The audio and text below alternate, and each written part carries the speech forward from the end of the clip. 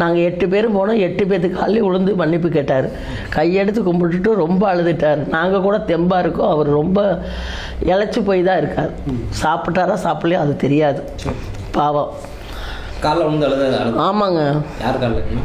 அவங்க காலில் தான், அந்த பொண்ணோட அவங்க அம்மா காலில், எல்லாத்து காலிலையும் இருந்தாங்க.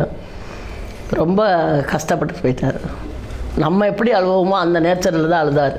அவர் இவ்வளோ செலவு பண்ணணும்னு அவசியம் இல்லை. இது அவர் சொந்த உழைப்பில் வந்த காசு, மற்றவங்க காசெல்லாம் கிடையாது. இதை அவர் இவ்வளோ கேட்கணுன்னு நம்மக்கிட்ட ரிக்வஸ்ட்டு கிடையாது. ஆனால் இவ்வளோ ரிக்வஸ்ட் பண்ணி கேட்குறாருன்னா மனிதாபிமானத்தில் தான் கேட்குறாங்க. இல்லை காலைல விழுந்தாலும் உங்களுக்கு எந்த மாதிரி தோணுச்சுக்கலாம்? நம்ம பிள்ளை விழுந்தா எப்படி மன்னிப்பு எடுக்குமோ அந்த மாதிரி தான் விழுந்ததுங்க.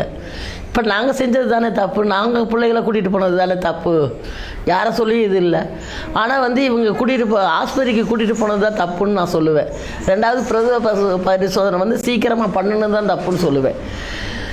என் பேத்தி, பெரிய பேத்தி உயிரோடு இருக்கும்போது தான் என் பையன் கொண்டு போயிருக்கா. என் மருமகளையும் என் சின்ன பேத்தியும் பார்க்காம அந்த குழந்தைக்கு ட்ரீட்மெண்ட் பண்ணலை ஜிஹெச்சில்.